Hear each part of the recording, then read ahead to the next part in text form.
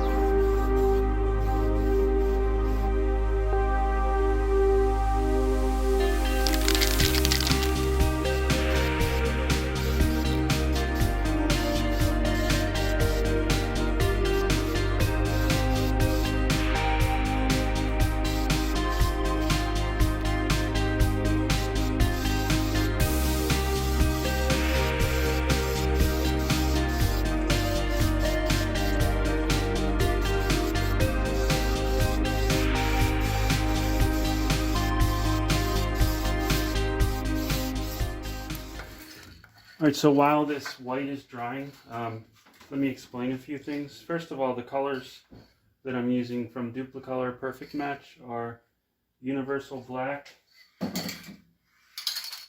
Wimbledon White, and this one is called Super Red 2. So I just do, in this case, I'm just doing enough color to get it uniform, because I'll be doing a clear coat on top.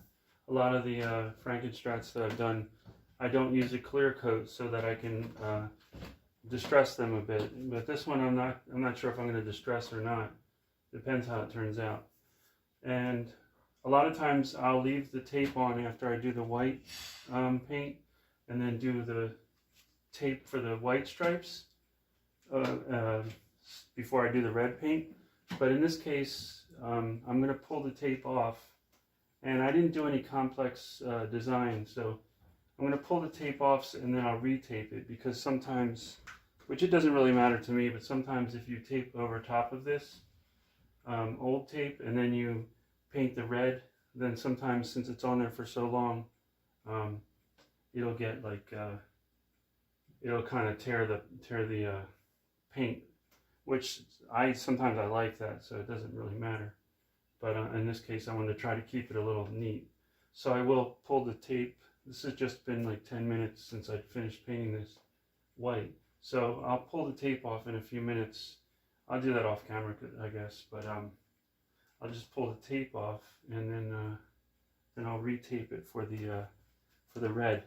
And I'll probably only wait for about an hour before I tape it, because this stuff dries really quick. I mean, no matter what anyone says, it does dry quick. And I have this hanging. This is just a regular eyelet. I don't usually paint set neck guitars, so I wasn't really used to it. So I just have an eyelet here, and I'm the type of person that worries, so I have an eyelet, and then here's my safety device, trash can. So I figured that if I mean, it's secure, it's tight, but I just always like try to think ahead. So I thought if it were to drop, it would drop into this trash can with stuff in it rather than hit the cement floor.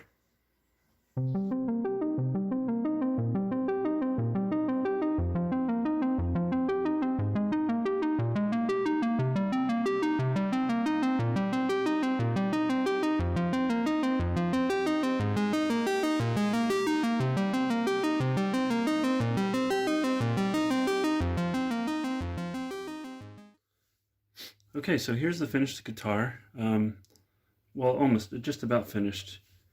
The owner might put a dummy pickup in here, and he's going to do the oily on the neck, but I'll talk about that in a minute. I also had to put the strap buttons on, but I left that off just for now, because I wanted to show the original horn there. I saved that for him, just to have, and I just wanted to show where it was on the guitar before I put the strap button on. So this paint job, this was the Duplicolor, of course, and I didn't do any wet sanding on this except for right about here. I used some 3000 grit because it was just like a little bit oversprayed or whatever. So I'll just use whatever, I'm not picky. I just get whatever hand rubbing compound for cars at the parts store. This one's almost done, so I'll just get another one when that's done. And the last one that I used was a different brand, and they work about the same. So I use old t-shirts, but just a little common sense stuff. I don't rub where the seams are, where the thread is.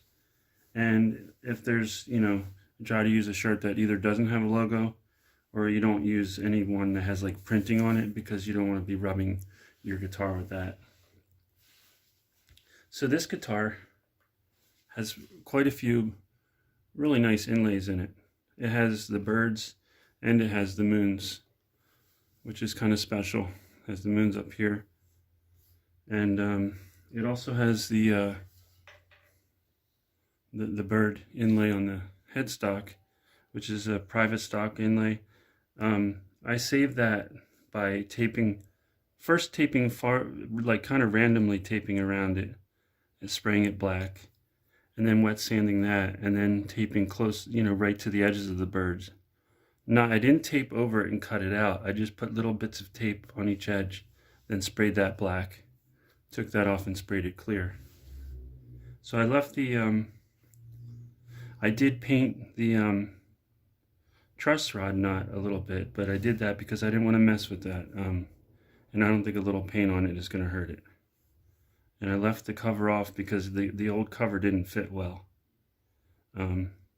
So that's that. And then the owner asked me to strip the neck of the paint.